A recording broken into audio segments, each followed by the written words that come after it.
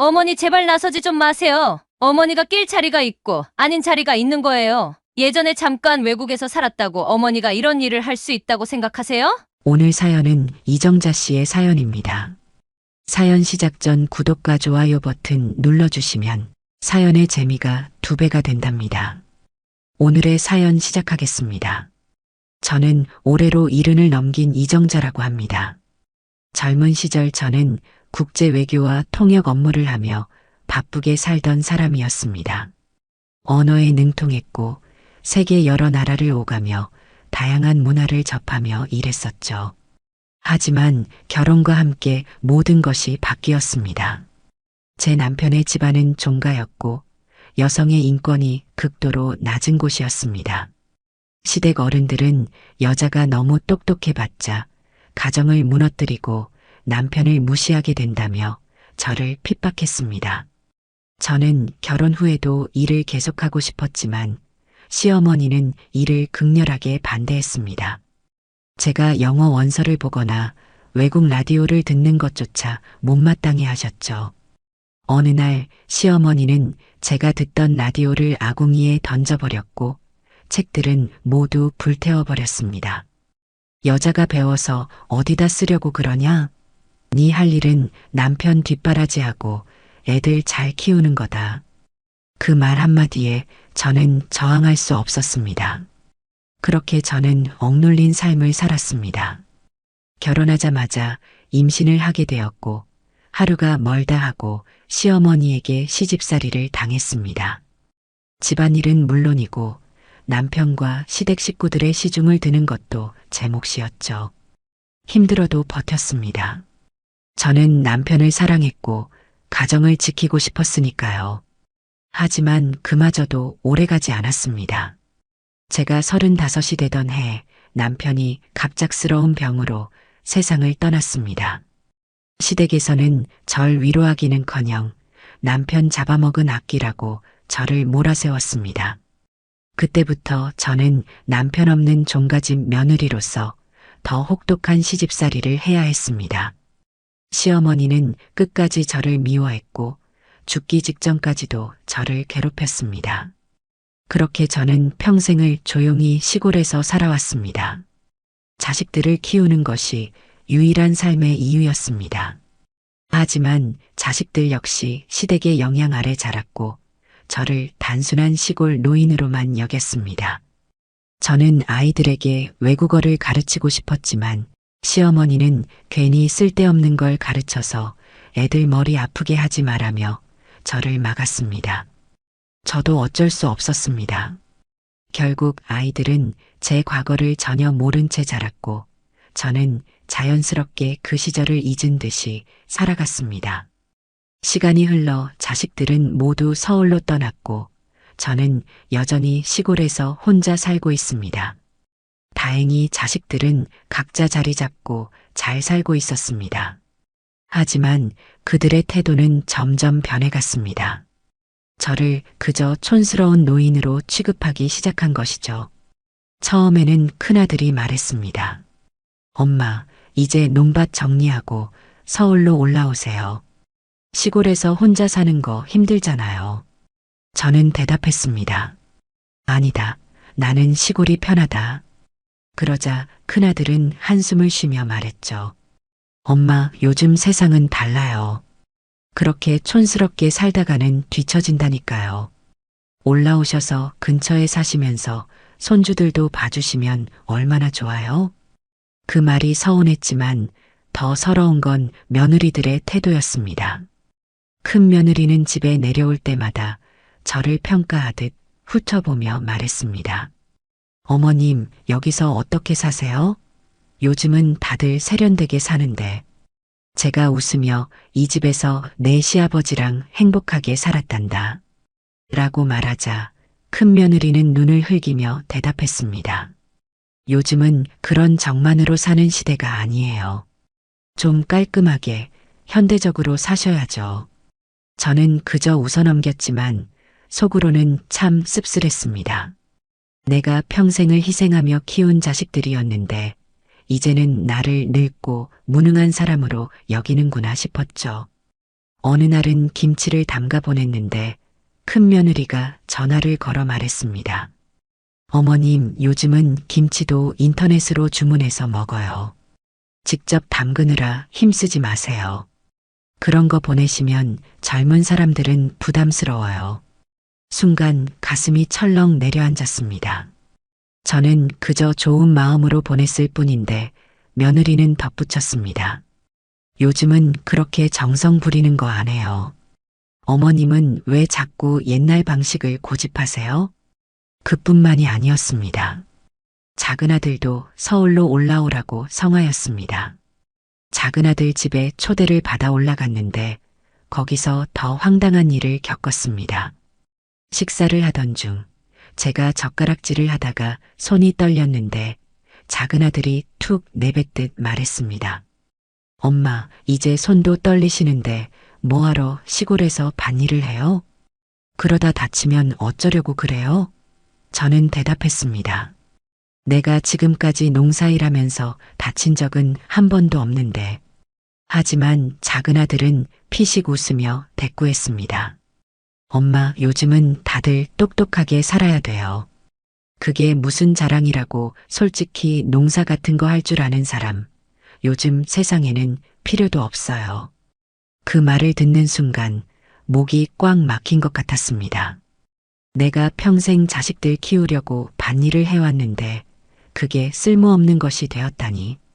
작은 며느리까지 끼어들어 말했습니다. 어머님, 그냥 서울로 올라와서 손주들이랑 놀아주시면 돼요. 요즘 세상은 다 이렇게 돌아가요. 그 말을 듣고 더 이상 아무 말도 할 수 없었습니다. 내 인생이 그저 손주 보는 사람으로 끝나야 하는 걸까?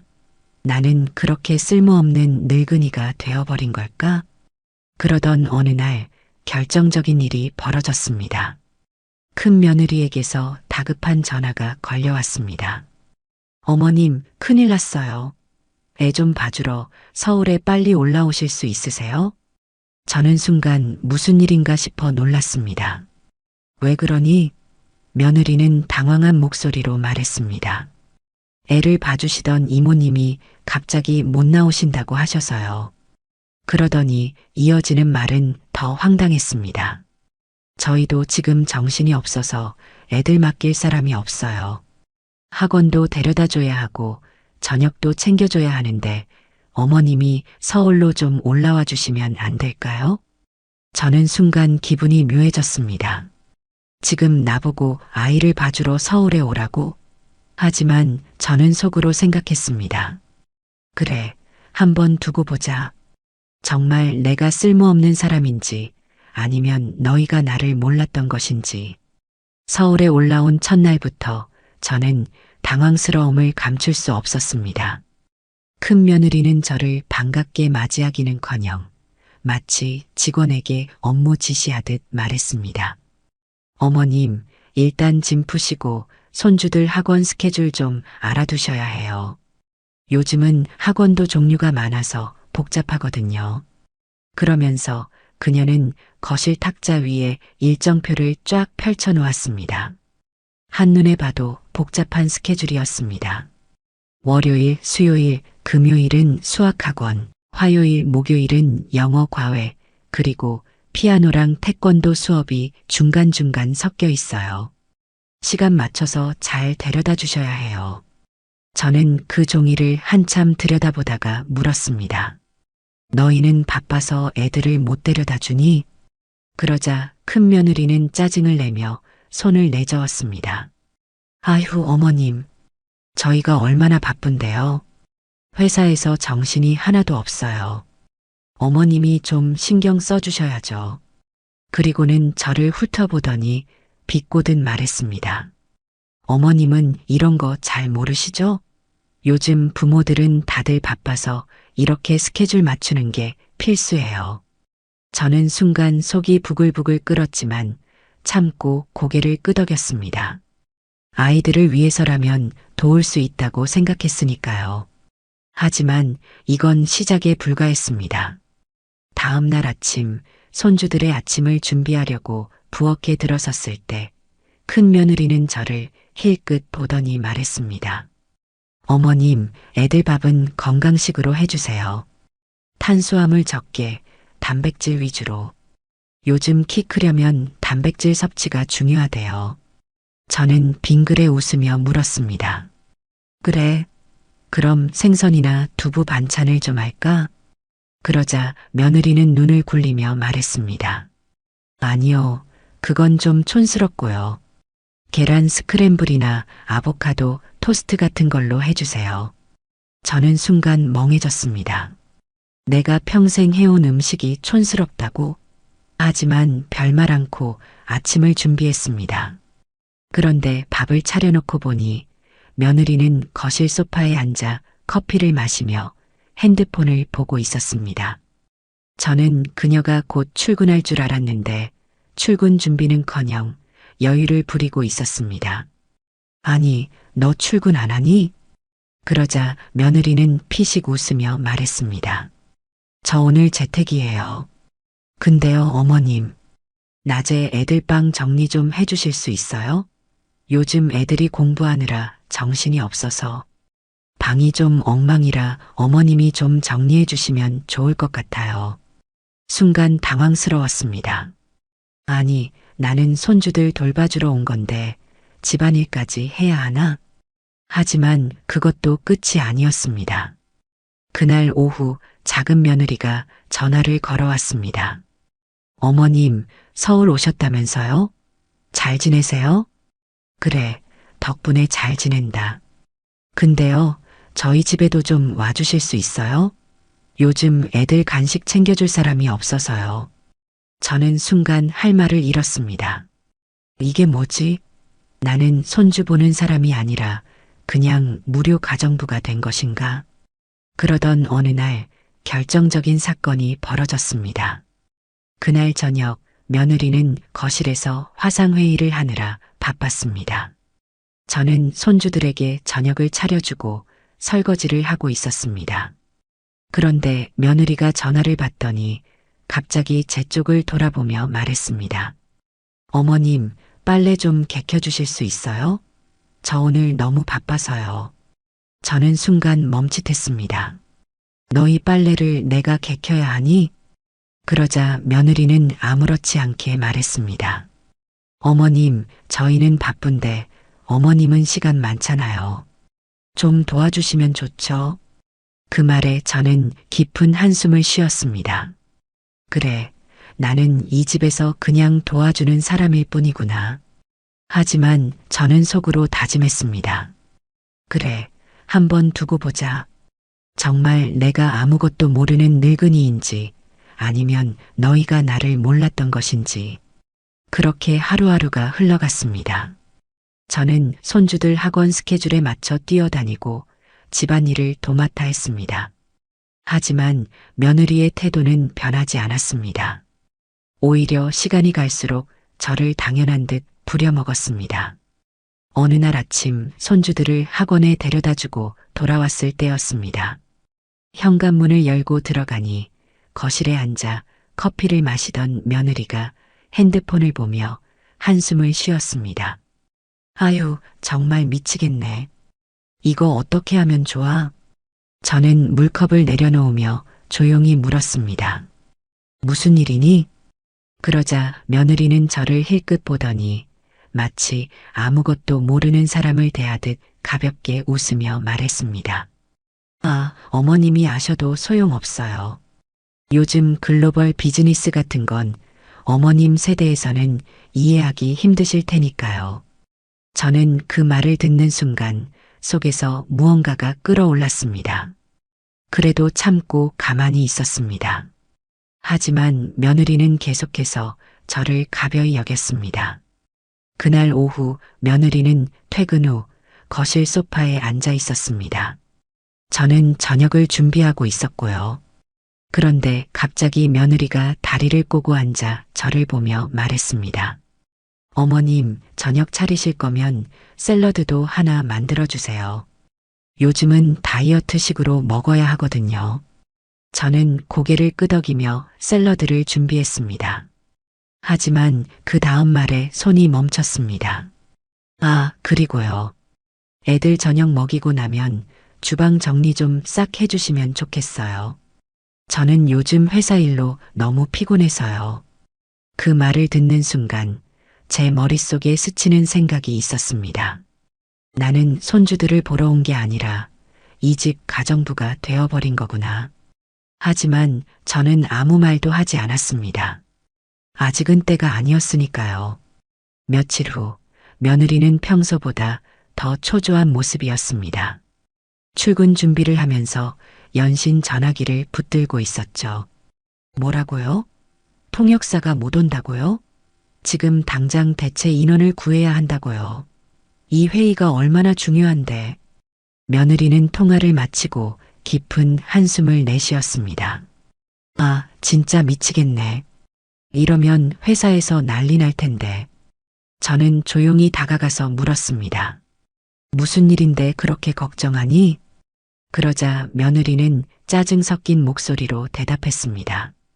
어머님, 이번 주에 저희 회사에서 중요한 해외 바이어 미팅이 있어요. 그런데 갑자기 통역사가 펑크를 냈어요. 프랑스어랑 스페인어 둘 다 가능한 사람이 필요한데 대체할 사람을 못 구하고 있어요. 저는 조용히 그녀를 바라보다가 아주 천천히 입을 열었습니다. 내가 도와줄까? 그 순간 며느리는 마치 터무니없는 농담이라도 들은 것처럼 피식 웃으며 말했습니다. 어머님이요? 프랑스어랑 스페인어를 하신다고요? 그러더니 고개를 절레절레 흔들며 덧붙였습니다. 어머님 죄송한데요. 이건 진짜 중요한 회의예요.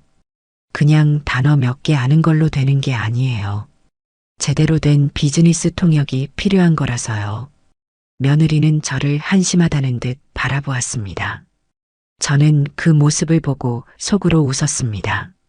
좋아, 이제 때가 되었구나. 그리고 아주 차분한 목소리로 말했습니다. 나는 유엔 회의에서 공식 통역을 맡았던 사람이야. 유럽과 남미를 오가며 외교 협상을 담당했었지. 프랑스어, 스페인어는 물론이고 영어와 포르투갈어까지 능숙하게 했단다. 그 순간 며느리의 표정이 굳어졌습니다. 어머님이 뭐라고요? 며느리는 웃음을 터뜨렸습니다. 옆에 있던 큰아들도 말을 잇지 못했습니다. 저는 미소를 지으며 한마디 더 덧붙였습니다. 그래서 내가 도와줄까? 며느리는 순간 아무 말도 하지 못했습니다. 그녀의 얼굴에는 당혹감과 불신이 가득했습니다. 어머님, 지금 장난하시는 거 아니죠? 며느리는 헛웃음을 지으며 말했지만 그녀의 목소리는 약간 흔들리고 있었습니다. 어머님이 유엔 회의에서 통역을 하셨다고요? 그럼 우리가 왜 지금까지 몰랐죠? 저는 조용히 그녀를 바라보며 대답했습니다. 너희가 한 번이라도 물어본 적이 있니? 그제야 며느리는 입을 다물었습니다. 그녀뿐만이 아니었습니다. 옆에 있던 큰아들도 작은아들도 당황한 표정으로 저를 쳐다봤습니다. 그때 며느리의 핸드폰이 다시 울렸습니다. 그녀는 급하게 전화를 받더니 더욱 초조한 얼굴이 되었습니다. 뭐라고요? 아직도 통역사를 못 구했다고요? 아니, 대체 회사에서 뭘 하고 있는 거야? 지금 회의가 몇 시간 뒤인데. 전화를 끊고 난 며느리는 머리를 감싸쥐었습니다. 그녀는 한숨을 깊이 내쉬더니 마지못한 듯 저를 쳐다보며 말했습니다. 정말 자신 있으세요? 저는 빙긋 웃으며 고개를 끄덕였습니다. 그래, 내가 도와줄게. 며느리는 아직도 믿기지 않는다는 표정이었지만 선택의 여지가 없었습니다. 좋아요. 그럼 일단 테스트부터 해볼게요. 그녀는 노트북을 열고 회사에서 준비 중인 화상회의 링크를 열었습니다. 지금 유럽 바이어들과의 사전 조율 회의가 있어요. 여기서 프랑스 대표가 질문을 던질 텐데 어머님이 바로 통역해 보세요. 잠시 후 노트북 화면에 유럽 바이어들이 하나둘씩 등장했습니다. 며느리는 초조한 표정으로 저를 쳐다보았고 저는 조용히 화면을 바라보았습니다. 그러자 회의가 시작되었고 프랑스 대표가 빠른 속도로 질문을 던졌습니다. 며느리는 긴장한 채 저를 바라보았지만 저는 차분한 목소리로 유창한 프랑스어로 대답했습니다. Bonjour, je suis ravie de vous rencontrer. 화면 속에 있던 프랑스 대표의 눈이 휘둥그레졌습니다. 그리고 이어지는 스페인 투자자의 질문에도 저는 유창한 스페인어로 대답했죠. Es un placer. Estoy aquí para ayudar en lo que sea necesario. 순간 화면 반대편에서 박수 소리가 들렸습니다. 프랑스 대표가 손뼉을 치며 외쳤죠. Magnifique. 스페인 투자자도 고개를 끄덕이며 웃음을 지었습니다. Perfecto. 그 순간 옆에서 지켜보던 며느리의 얼굴이 하얗게 질렸습니다. 노트북 앞에 앉아있던 큰아들과 작은아들마저 입을 다물지 못하고 멍하니 저를 바라봤습니다. 어머님이 정말 통역을 하신다고요? 며느리는 믿기지 않는다는 듯한 표정으로 고개를 저었습니다. 이게 어떻게 어머님이 정말 유엔 통역을 하셨던 거예요? 저는 미소를 지으며 화면을 닫고 자리에서 일어났습니다. 몇 번을 말하니 너는 사람 말을 못 믿니? 그 말을 들은 며느리는 입술을 꾹 다물고 아무 말도 하지 못했습니다. 그리고 한참 동안 멍한 표정으로 저를 바라볼 뿐이었죠. 다음 날 아침 저는 며느리와 함께 그녀의 회사로 향했습니다. 차 안에서 며느리는 몇 번이나 저를 힐끗거렸습니다. 마치 믿기지 않는다는 듯한 표정이었죠. 하지만 저는 아무 말 없이 창밖을 바라보았습니다. 회사에 도착하니 분위기가 심상치 않았습니다.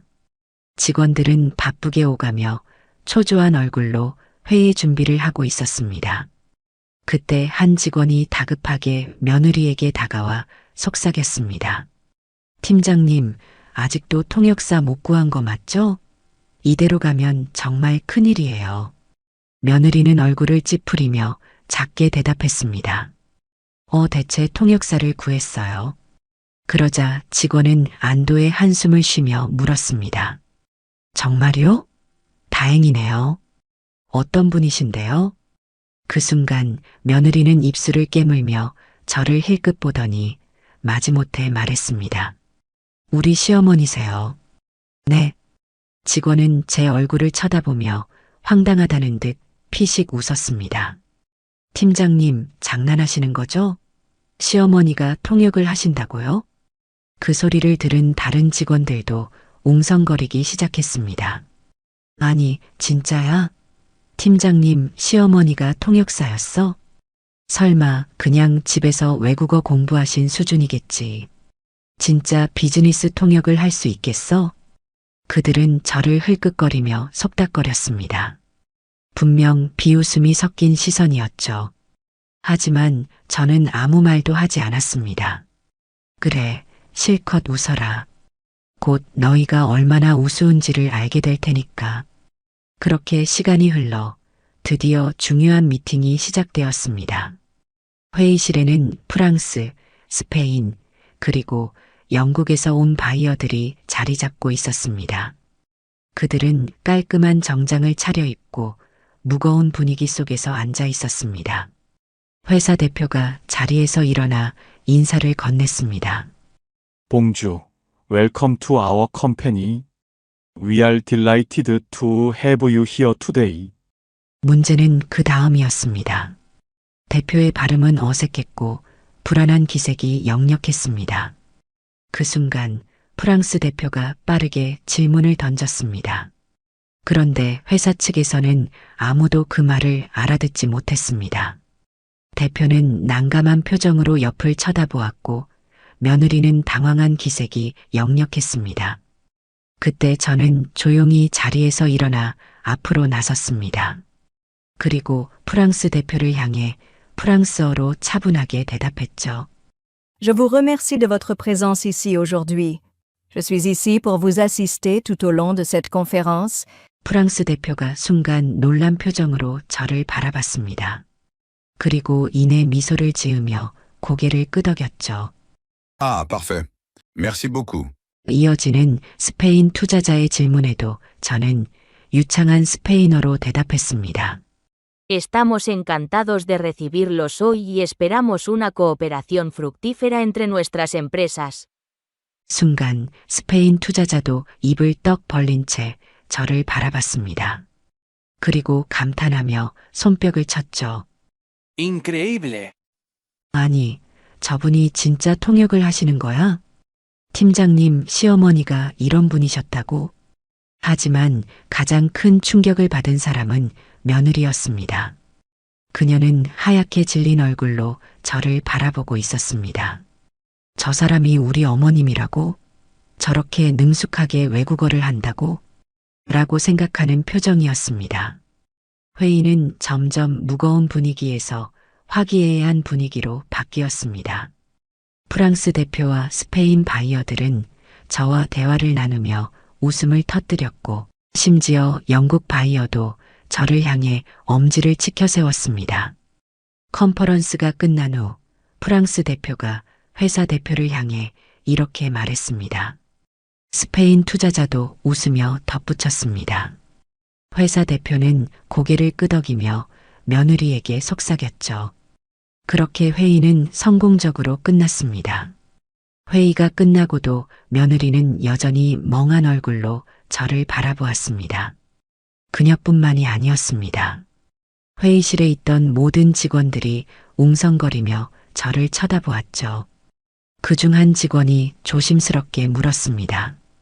어르신, 정말 예전에 유엔 회의에서 통역을 하셨던 건가요? 저는 빙긋 웃으며 대답했습니다. 그래, 한때는 그랬지. 유럽과 남미 여러 나라를 오가며 외교 통역을 맡았었단다. 그 말을 듣는 순간 직원들은 탄성을 질렀습니다. 대박, 이런 분이 계셨다니. 어쩐지 통역이 너무 자연스럽더라. 저 정도면 현직 전문 통역사보다 더 능숙한데? 팀장님 시어머니 완전 레전드였네. 직원들의 반응에 며느리는 점점 더 고개를 떨구었습니다. 그리고 한참을 망설이다가 마침내 조용히 입을 열었습니다. 어머님, 그간 저희한테 왜 한 번도 말씀 안 하셨어요? 그 말에 저는 잠시 며느리를 바라보다가 담담하게 말했습니다. 너희가 내 과거에 대해서 한 번이라도 물어본 적이 있었니? 그제야 며느리는 아무 말도 하지 못했습니다. 그녀는 이제껏 저를 그저 시골에서 밭일이나 하던 무식한 늙은이로 여겼습니다. 저에게 능력이 있을 거라고는 상상조차 하지 않았겠죠. 아니, 어쩌면 관심조차 없었을 겁니다. 그때 회의실 문이 열리며 회사 대표가 들어왔습니다. 팀장님, 수고했어요. 그리고 대표는 제 쪽을 바라보며 정중하게 고개를 숙였습니다. 정말 감사드립니다. 덕분에 이번 미팅이 성공적으로 마무리되었습니다. 그는 깊은 존경의 눈빛으로 저를 바라보며 말을 이었습니다. 사실 회사에서 이번 프로젝트를 위해 정식 통역사를 따로 채용할 계획이었습니다. 그런데 오늘 어르신의 실력을 보고 생각이 바뀌었습니다. 그의 말에 직원들은 웅성거리기 시작했습니다. 설마. 그때 대표가 정중한 태도로 저에게 제안했습니다. 이정자 여사님, 혹시 저희 회사의 명예 고문으로 활동해 주실 수 있겠습니까? 그 말을 들은 순간 며느리의 얼굴이 굳어졌습니다. 그녀뿐만이 아니었습니다. 큰아들과 작은아들도 눈이 휘둥그레졌습니다. 하지만 저는 미소를 지으며 손을 내저었습니다. 아이고, 됐어요. 나는 돈이 필요해서 이 일을 하는 게 아니랍니다. 그러자 대표는 더욱 존경스러운 눈빛을 보내며 말했습니다. 여사님 같은 분을 모시게 된다면 저희 회사에 큰 영광이 될 겁니다. 정식 직원이 아니라도 중요한 글로벌 미팅이 있을 때마다 자문을 부탁드려도 될까요? 저는 잠시 고민하다가 가볍게 고개를 끄덕였습니다. 그래, 그렇게까지 원한다면 가끔 도와줄 수도 있겠지. 그 순간 회의실에서 박수가 터져 나왔습니다. 회사 직원들은 감탄하며 저를 바라보았고 해외 바이어들까지 제게 축하의 인사를 건넸습니다. 그리고 저는 천천히 며느리 쪽으로 시선을 돌렸습니다. 그녀는 여전히 충격에서 벗어나지 못한 얼굴이었습니다. 그제야 저는 조용히 입을 열었습니다. 이제야 알겠니? 사람은 나이나 외모만 보고 함부로 판단해서는 안 된다는 걸. 그 말을 들은 며느리는 입술을 꽉 깨물었습니다.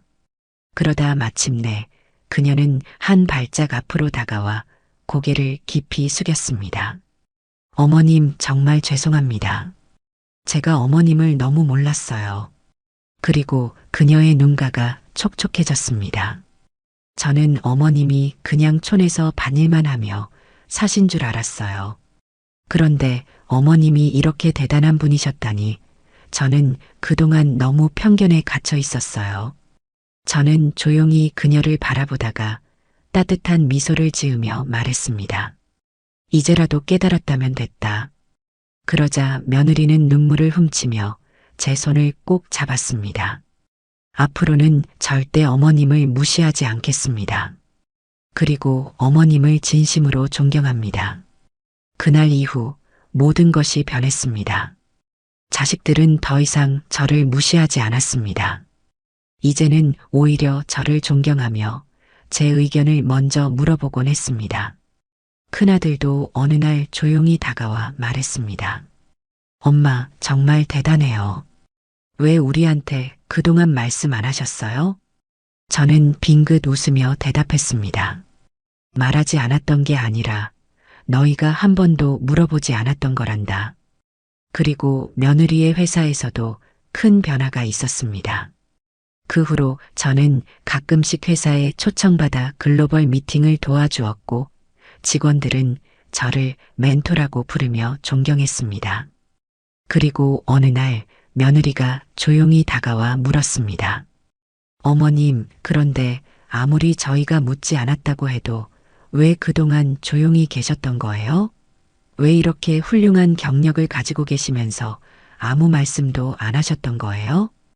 그리고 그 좋은 능력을 가지고 왜 농사만 지으며 사셨던 거예요? 저는 그 질문에 잠시 생각하다가 잔잔한 미소를 지으며 대답했습니다. 세상의 화려함을 모두 경험해봤지만 내가 찾은 진정한 행복은 평범한 자리에서 사람들과 어울리며 살아가는 것이었단다. 그게 가장 소중하더구나.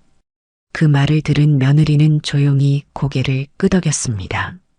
앞으로는 절대 어머님을 편견으로 판단하지 않겠습니다. 그리고 저도 어머님처럼 겸손하게 다른 사람을 존중하며 살겠습니다. 저는 그녀의 손을 가만히 잡고 미소 지었습니다. 그래, 그게 진짜 중요한 거란다. 사람은 나이가 많든 적든 서로 존중하며 살아야 하는 법이지. 그 후로 우리 가족은 더 이상 서로를 오해하지 않았습니다. 매일 아침 가족들은 저에게 인사하며 하루를 시작했습니다. 어머님, 오늘도 좋은 하루 되세요. 그래, 너희도 회사에서 힘내고 사람들과 잘 어울리며 살아가거라. 그리고 저는 오늘도 겸손함과 존중의 가치를 잊지 않으며 손주들과 놀아주고 가족들과 함께 웃음이 가득한 하루를 보냅니다. 그래, 나이는 숫자에 불과하지. 중요한 건 사람을 존중하는 마음이지. 그렇게 저는 오늘도 행복한 마음으로 하루를 맞이합니다.